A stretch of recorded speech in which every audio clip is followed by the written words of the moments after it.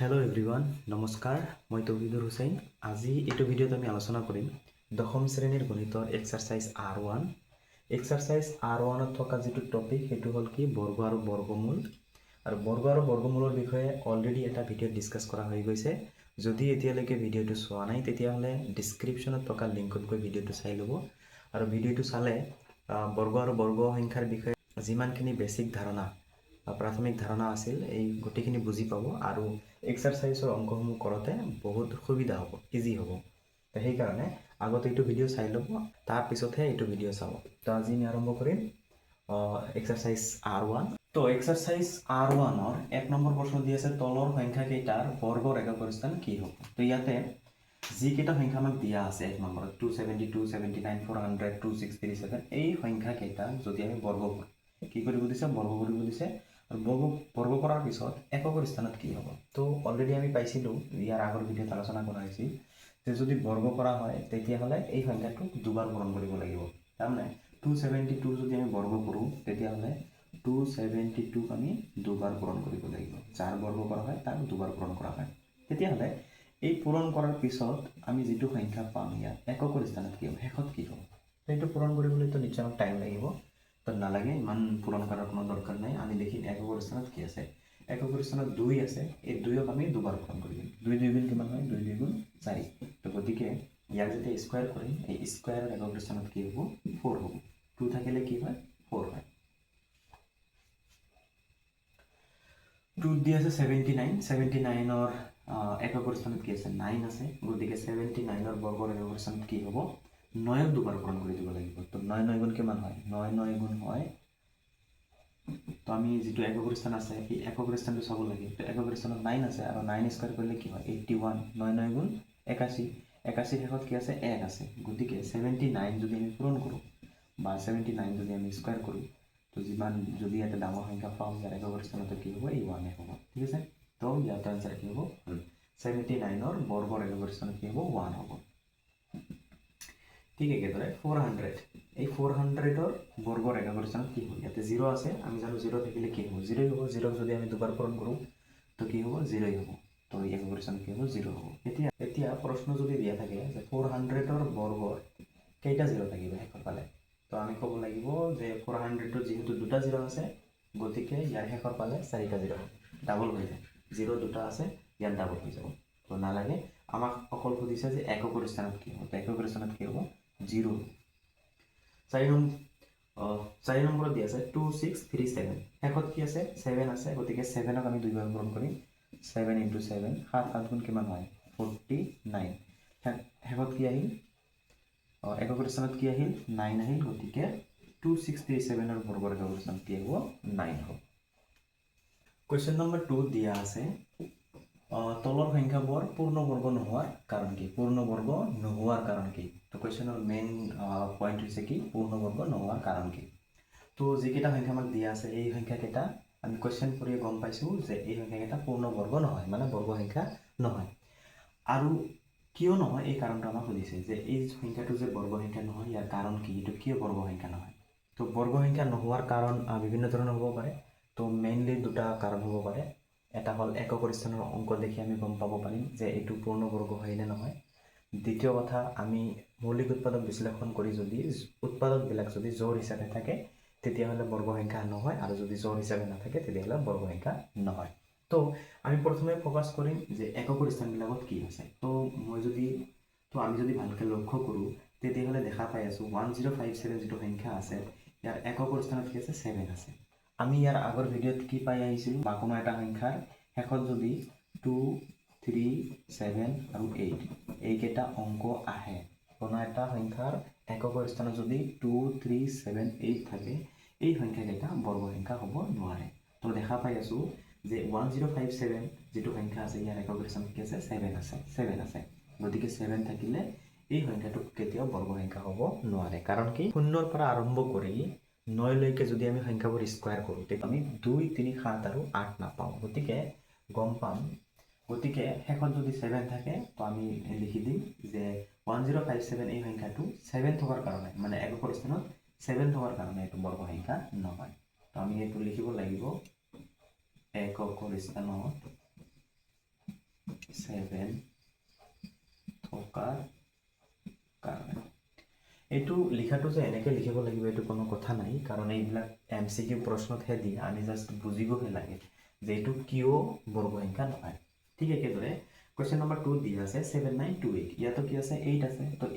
8 অংকটো কোনো এটা সংখ্যাৰ একক স্থানত থাকিলে এইটো কি হয় বৰ্গসংখ্যা নহয়। ঠিক আছে, এইটো এটা বৰ্গসংখ্যা নহয়। এইবিলাক লিখিম জাষ্ট আমি মনত ৰখাৰ কাৰণে, ইমান ধুনীয়াকৈ লিখাৰ কোনো দৰকাৰ নাই, কাৰণ পৰীক্ষাত এইবিলাক MCQহে আহিব, জাষ্ট বুজিব লাগে। ইয়াতে কি আছে শেষত 2 আছে, গতিকে এককৰ স্থানত 2 থকাৰ কাৰণে এইটো এটা বৰ্গসংখ্যা নহয়। নেক্সট 4 নম্বৰত দি আছে 640। এতিয়া 0টো বৰ্গসংখ্যাৰ এককৰ স্থানত হ'ব পাৰে, যেনেকুৱা মই যদি 10 স্কোয়াৰ কৰোঁ, 10 স্কোয়াৰ কৰিলে কি হ'ব 10 10 গুণ 10 × 10, তো 10 10 × 100, তাৰমানে কি 10 10 গুণ 100 হয়, 100ৰ এককৰ স্থানত কি আছে 0 আছে, তো 0টো হ'ব পাৰে। এইকেইটা থাকিলেহে বৰ্গসংখ্যা হ'ব নোৱাৰে, 2 3 7 8, ইয়াততো 0 আছে, তো এইটো হ'ব পাৰে না নাই। তো যদি 0 থাকে তেতিয়াহ'লে 0 যুগ্ম সংখ্যক 0 থাকিব লাগিব, তাৰমানে বৰ্গসংখ্যাৰ শেষৰ ফালে অকল যুগ্ম সংখ্যক 0হে থাকে, অযুগ্ম সংখ্যক 0 নাথাকে। তো কোনো এটা সংখ্যাৰ শেষত যদি এটা 0 নাইবা 3টা 0 নাইবা 5টা 0 থাকে, তেতিয়াহ'লে এই সংখ্যাবিলাক বৰ্গসংখ্যা নহয়। বৰ্গসংখ্যা হ'বলৈ হ'লে শেষত 2টা 0 নাইবা 4টা 0 নাইবা 6টা 0, এনেকৈ যুগ্ম সংখ্যক 0 থাকিব লাগিব। যুগ্ম সংখ্যক 0 থাকিলেহে এইবিলাক সংখ্যা বৰ্গসংখ্যা হ'ব। তো ইয়াৰ কাৰণটো কি লিখিম যে ইয়াৰ এককৰ স্থানত অযুগ্ম সংখ্যক শূন্য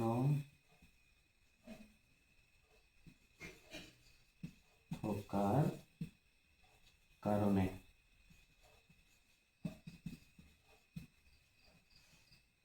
তো 640ৰ শেষত কি আছে একটা 0 আছে, তো গতিকে এই 640ৰ একটা 0 মানে কি অযুগ্ম সংখ্যক 0, গতিকে অযুগ্ম সংখ্যক 0 থকাৰ কাৰণে 642 এটা বৰ্গসংখ্যা নহয়। 3 নম্বৰ প্ৰশ্ন দিয়া আছে তলৰ সংখ্যাকেইটাৰ বৰ্গ কিমান হ'ব। তো যিবিলাক সংখ্যা আমাক দিয়া আছে এই সংখ্যাবিলাকৰ কি কৰিব লাগে বৰ্গ কৰি বৰ্গ মানটো ওলাব লাগে। তো 1 নম্বৰ আনসাৰ কৰিম। 1 নম্বৰত আমাক কি দিছে 19 দিছে, তাৰ মানে কি 19ৰ আমি বৰ্গ ওলাব লাগিব, আৰু 19ৰ বৰ্গ মানে কি 19 স্কয়াৰ। 19 স্কয়াৰ বুলি ক'লে 19ক আমি কি কৰিব লাগিব দুবাৰ পূৰণ কৰিব লাগিব। 19ৰ ওপৰত 2 আছে, 19ৰ ওপৰত 2 আছে, গতিকে 19ক আমি কেইবাৰ লিখিব লাগিব দুইবাৰ লিখি পূৰণ কৰিব লাগিব। এতিয়া 19 আৰু 19 আমি পূৰণ কৰিবলৈ হ'লে আমি কি কৰিম এনেকৈ নিশ্চয় এনেকৈ বহাম 19 × 19। তো 19ক যেতিয়া পূৰণ কৰিম 9ৰ ঘৰ আমি জানিব লাগিব, 9 9 গুণ 81, 1 হাতত কিমান থাকিব 8, আৰু 9 1 গুণ 9 আৰু 8 17, 1 ঘৰ কাটিম 1 19 গুণ 19, 1 হ'ব 7 9 16, 6 থাকিব হাতত থাকিব 1 1 1 2 1 3, তো আনসাৰ কিমান হ'ব 361।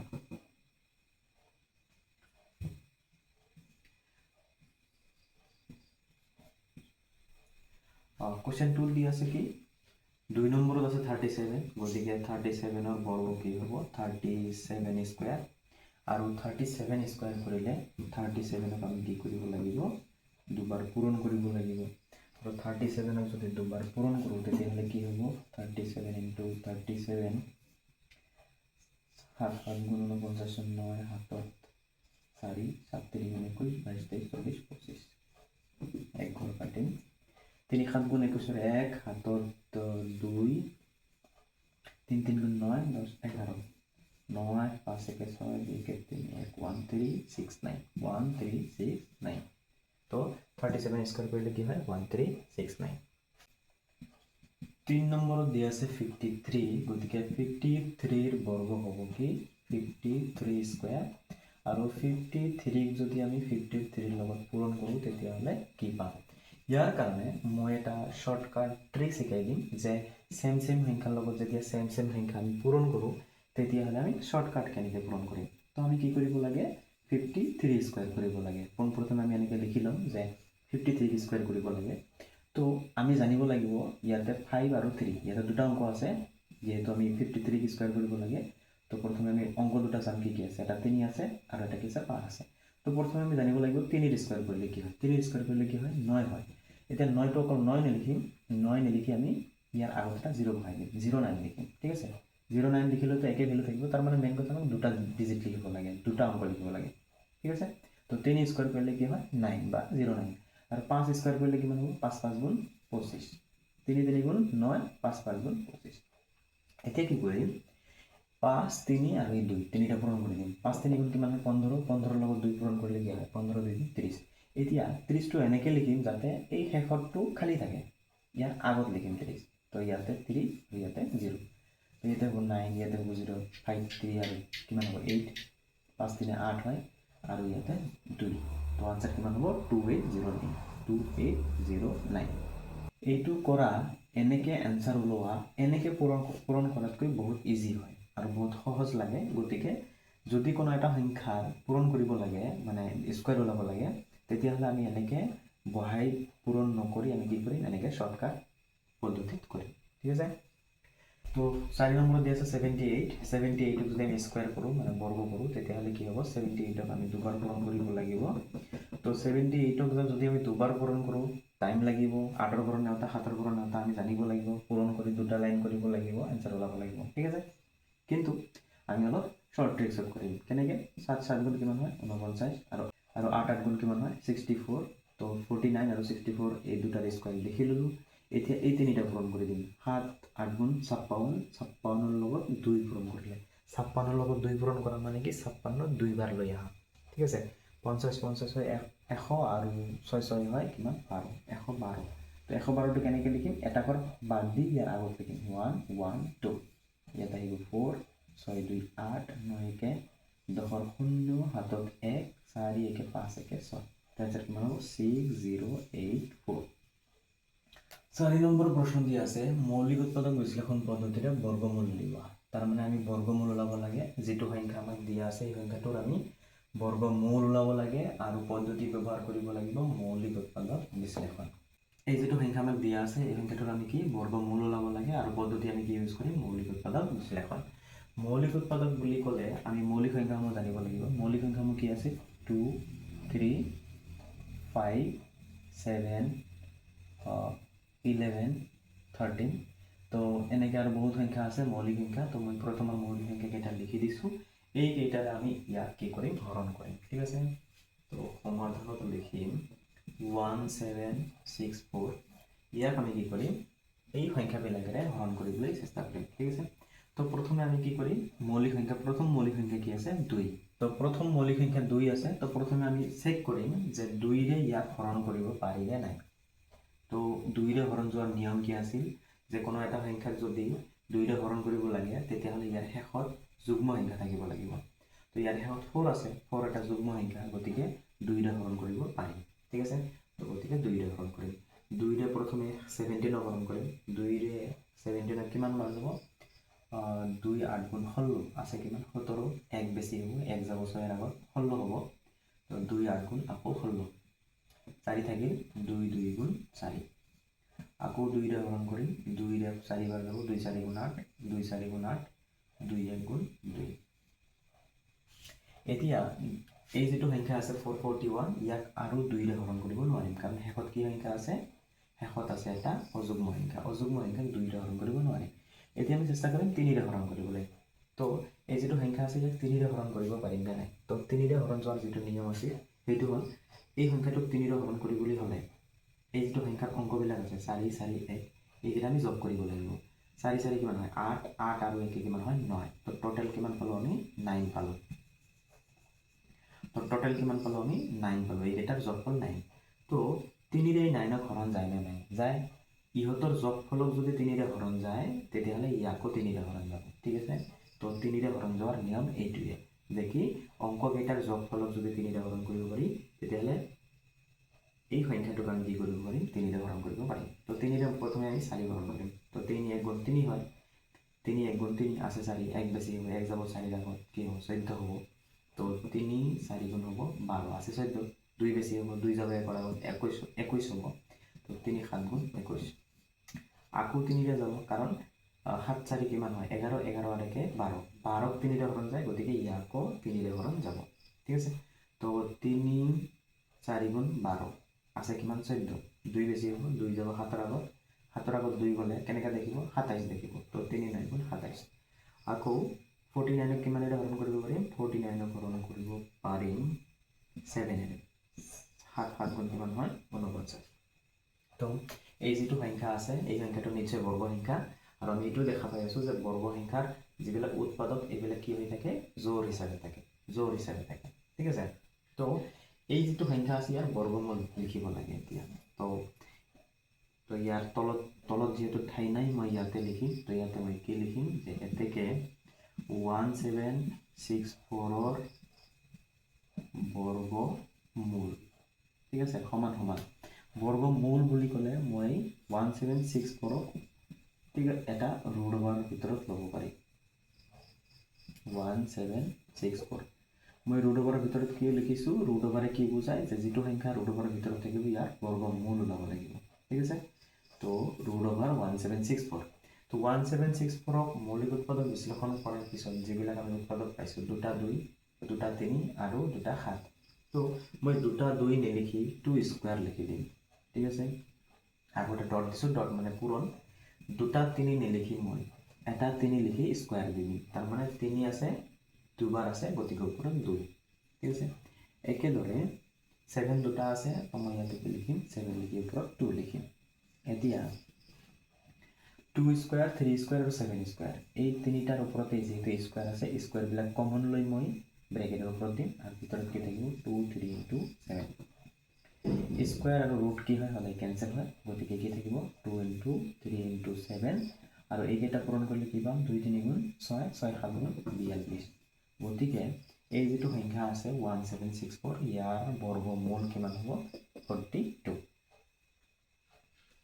4 নম্বৰৰ 2 নম্বৰ প্ৰশ্ন দি আছে 9216 তো আমাক দি আছে 9216 আৰু 9216 আমি 2 ৰে হৰণ কৰিব পাৰিম কাৰণ শেষত কি আছে 6 আছে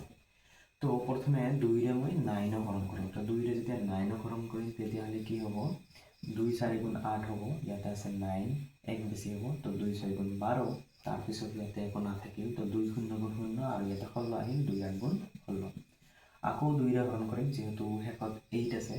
তো 2 ৰে হৰণ কৰিলে কি হ'ব 2 2 গুণ 4 2 3 গুণ 6 2 0 গুণ 0 আৰু 2 4 গুণ 8 আকৌ 2 ৰে হৰণ কৰিম 2 11 গুণ 22 আছে কিমান 23 2 11 গুণ হল 22 আছে 23 এক বেছি হ'ব 1 যাব 0 ৰ আগত যদি 1 যায় হ'ব 10 2 5 গুণ 10 আৰু 2 2 গুণ 4 আকৌ 2 ৰে হৰণ কৰিম 2 5 গুণ 10 আছে 11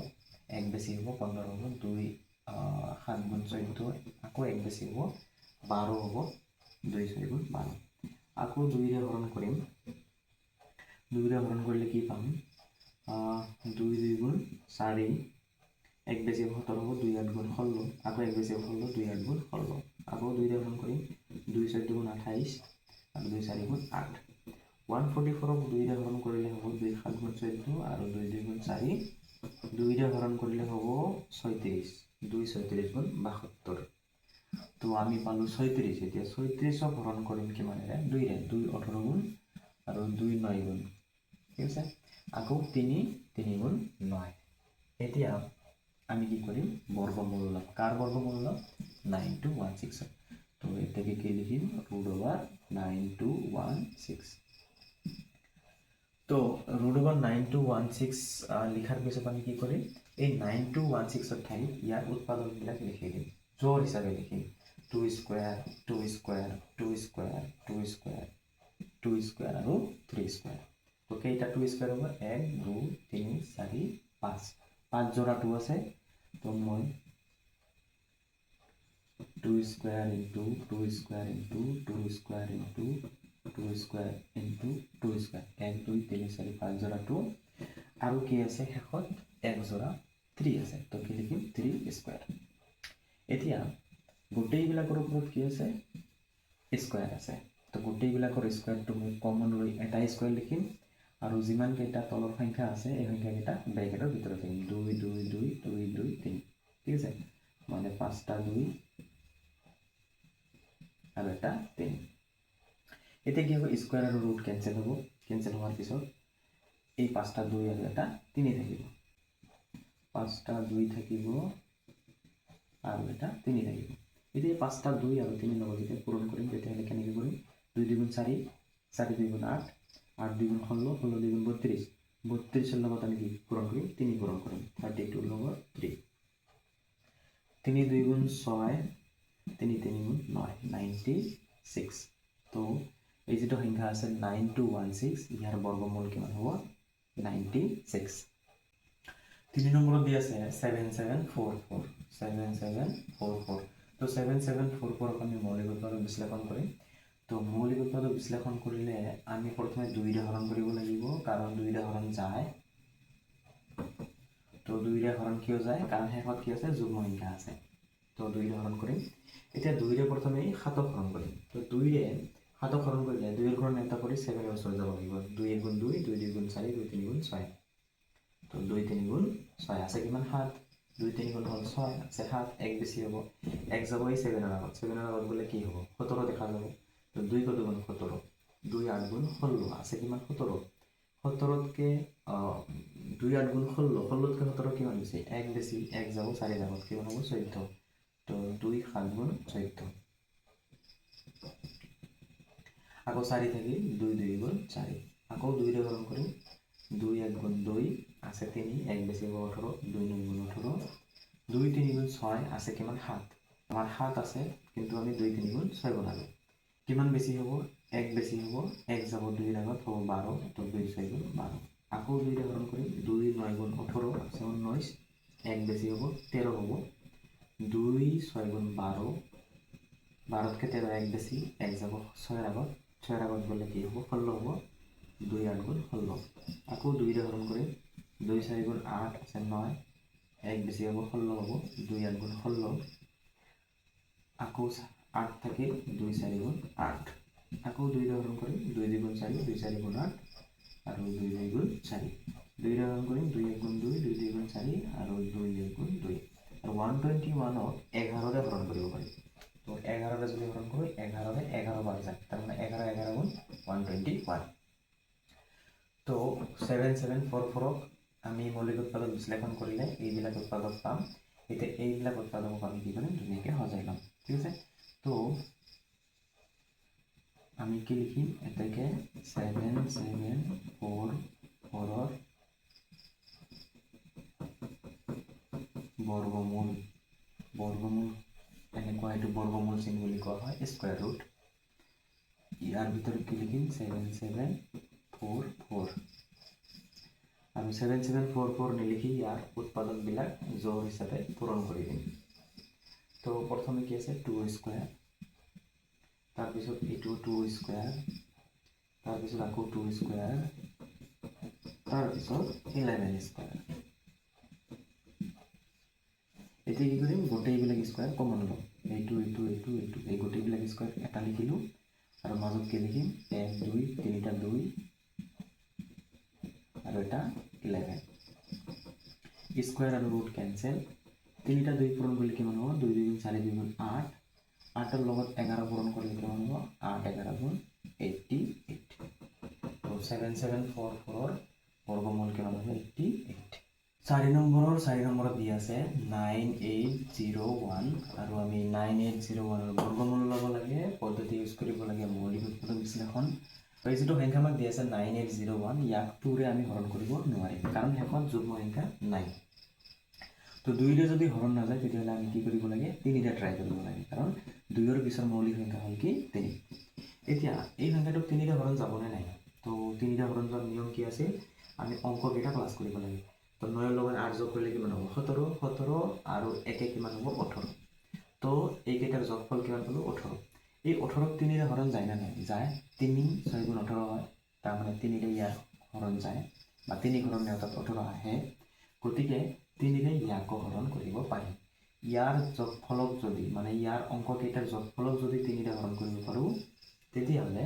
ইয়াকো 3 ৰে হৰণ কৰিব পাৰিম তেতিয়াহ'লে মই কি লিখিম 3 ৰে হৰণ কৰিম তো 3 ৰে প্ৰথমে 9 হৰণ কৰিম তো 3 3 গুণ হ'ব 9 3 2 গুণ হ'ব 6 কিমান আছে 8 2 বেছি হ'ব 3 2 গুণ 6 আমাৰ আছে তিনি 2 গুণ 6 কিন্তু ইয়াতে কি আছে 8 তো 6তকৈ 8 কিমান বেছি 2 বেছি 2 যাব এই 0 আগত 0 আগত 2 বহালে কি হ'ব 20 দেখা যাব তো 3 6 গুণ 18 আছে কিমান 20 তো 2 বেছি হ'ব আকৌ তো 2 যদি 1 আগত যায় কিমান হ'ব 21 হ'ব তো 3 7 গুণ 21 হৈ যাব ঠিক আছে আকৌ 3 ৰ হৰণ যাবনে নাই চেক কৰিম তো 3 2 5 5 6 11 11 আৰু 7 কি হয় 18 তো 18 3 ৰ হৰণ যায় গতিকে আকৌ 3 ৰ হৰণ কৰিব পাৰিম তো 3 10 গুণ 30 ইয়াতে 32 আছে তো মই লিখিম 3 10 গুণ 30 2 বেছি হ'ব 2 যাব 6 ৰ আগত যদি 2 যায় তেতিয়াহ'লে কেনেকৈ দেখিব 26 দেখিব 3 8 গুণ হয় 24 তো মই লিখিম 3 8 গুণ 24 আছিল 26 কিমান বেছি হ'ব 2 বেছি হ'ব আকৌ 27 হৈ যাব তো 3 9 গুণ 27 এইবাৰ আমি কি কৰিব পাৰিম এই সংখ্যাটোক 3 ৰে হৰণ কৰিব পাৰিম কাৰণ 3 ৰে ইহঁতৰ যোগফলৰ হৰণ হ'ব 8 9 কিমান 17 1 18 তো ইহঁতৰ যোগফল 18 হৈ যায় গতিকে 3 ৰে হৰণ কৰিব পাৰিম 3 3 গুণ 9 আছে 10 1 বেছি হ'ব 18 হ'ব 3 6 গুণ 18 আকৌ 3 1 গুণ সৰি 3 3 গুণ 9 আকৌ 3 ৰে হৰণ কৰিম 3 1 গুণ 3 3 2 গুণ 6 3 1 গুণ 3 121 কে ৰে হৰণ যায় অলপ আগতে পালো 11 ৰে 11 বাৰ যায় 121 11 ৰে হৰণ যায় 11 বাৰ ঠিক আছে এতিয়া 11 ৰে হৰণ কৰিব নোৱাৰিম এতিয়া কি কৰিম অংকটো সজাই লিখিম কেনেকৈ লিখিম 9801 ৰ বৰ্গমূল আৰু বৰ্গমূল চিন হ'ল এইটো 9801 আৰু ইয়াৰ ভিতৰত কি লিখিম উৎপাদকবিলাক জোৰ হিচাপে লিখিম ঠিক আছে 3 square 3 square 11 square 3 square 3 square 11 square ৰুটৰ ভিতৰত কি হ'ব 3 3 11 স্কয়াৰ ৰুট কেনসেল থাকিব 3 3 11 আৰু 3 3 গুণ 9 আৰু 9 11 গুণ কিমান হ'ব 99 ঠিক আছে গতিকে 9801 ৰ বৰ্গমূল কিমান হ'ব 99 আজিৰ এইটো ভিডিঅ'ত আমি এক্সাৰসাইজ R1 ৰ কুৱেশ্যন নম্বৰ 1 ৰ পৰা কুৱেশ্যন নম্বৰ 4 লৈকে ডিসকাস কৰিলোঁ এই কুৱেশ্যন নম্বৰ 5 ৰ পৰা নেক্সট ভিডিঅ'ত আলোচনা কৰিম তো নেক্সট ভিডিঅ' পাবৰ কাৰণে চেনেলটো সাবস্ক্ৰাইব কৰি ল'ব ভিডিঅ'টো চোৱাৰ বাবে ধন্যবাদ থাকিল আকৌ লগ পাম নেক্সট ভিডিঅ'ত